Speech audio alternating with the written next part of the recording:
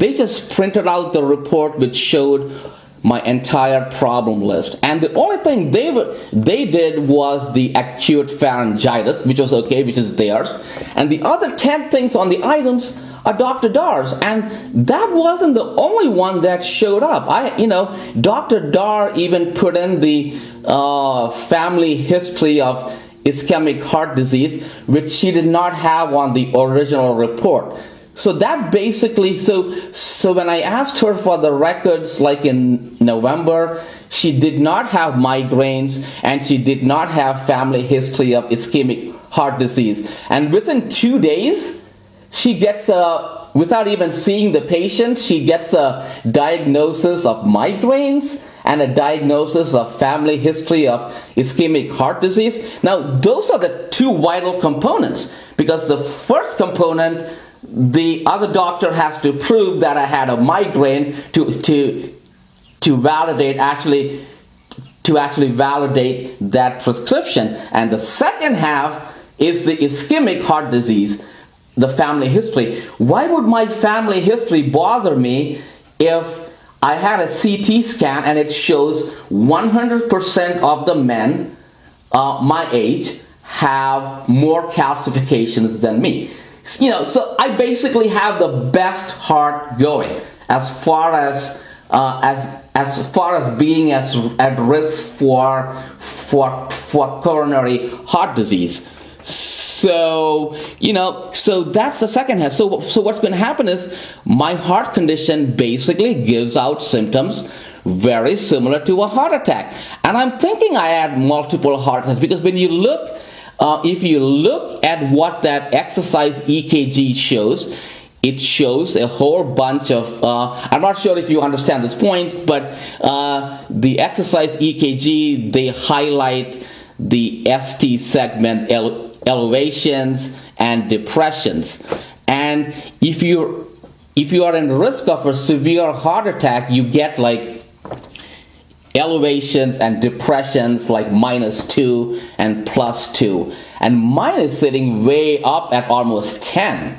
So that shows the severity. Now what they say is if you have -2 on a depression scale for the ST, then it's considered severe ischemia.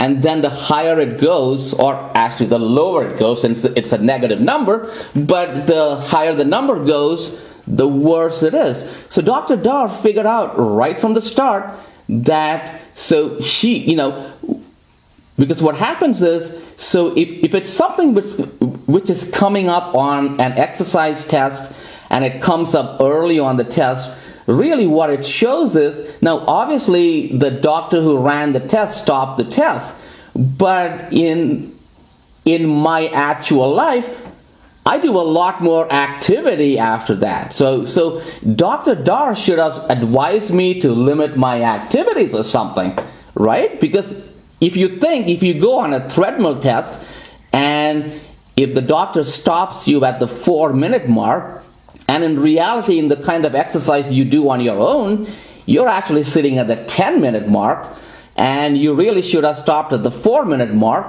And, so when that didn't happen, what it means is the heart keeps getting damaged. I mean, there's no doubt about it, because that's the second half, the ST elevation. And I really did my research. The ST elevations, there is nothing outside of the ST elevation is either one or the other or both, okay? It's either a sign of a previous heart attack, or it's the sign of like an aneurysm or some other major abnormality within the heart. So there's nothing else that can be an ST elevation. And my ST elevation was so high. And so what they also say is the magnitude also matters. The higher the magnitude, the worse the condition. So I'm literally sitting, because you know what happened when I had my original problem. See, that's why it's so absurd when Dr. Dar presents it as a myriad of symptoms, or she doesn't know what's going on. The matter was looked into by the Virginia Medical Board, and because the other doctor wrote in that excuse about the migraine headaches, what they actually found is that the doctor was okay in doing what the doctor did, but at the same time, the board agreed that I suffered injuries. They told me to go to the emergency room. So if the Virginia Medical Board told me to go to the emergency room, and I'm showing up in Dr. Dar's office, and she's saying she's not finding any problems. So either she's really incompetent or she's really dishonest.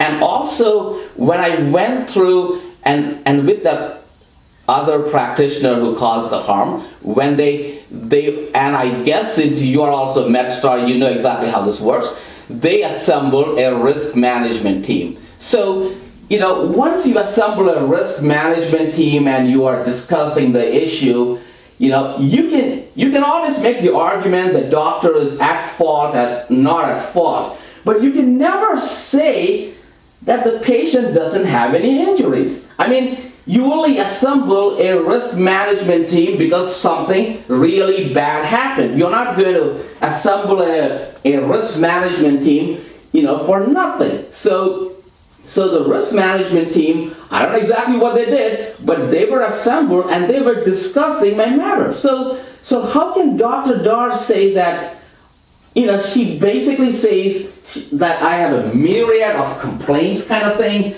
making it look like, it's kind of like a somatoform kind of thing or someone is lying about their complaints. So, all kinds of people come into the doctor's office with all kinds of symptoms and complaints. Well, that's going to be a myriad of complaints. But in my case, I had the history, I had the medical test showing like an aortic aneurysm. So she doesn't even put that out. And then I had a very clear description of my symptoms. And obviously that's why she didn't do a physical exam. Because I have a recording of myself where I can get the abnormal lung sounds. Now you get the abnormal lung sounds when you have a heart condition. So that's the reason Dr. Dar, she never touched my body and she never used a stethoscope and listened to my lungs. Because if she did, now I put something up about Dr. Dar on YouTube, and what I'm also going to do is I'm going to go ahead and put that recording of that abnormal lung sounds. So she missed the abnormal lung sounds which are there. She missed the fever which is there, and obviously she didn't do a complete going into the private area physical exam, which I was going to decline anyway. I wasn't going to go through with that. But obviously if she had requested... Let me just stop here. Okay. Handled through complaint. Right.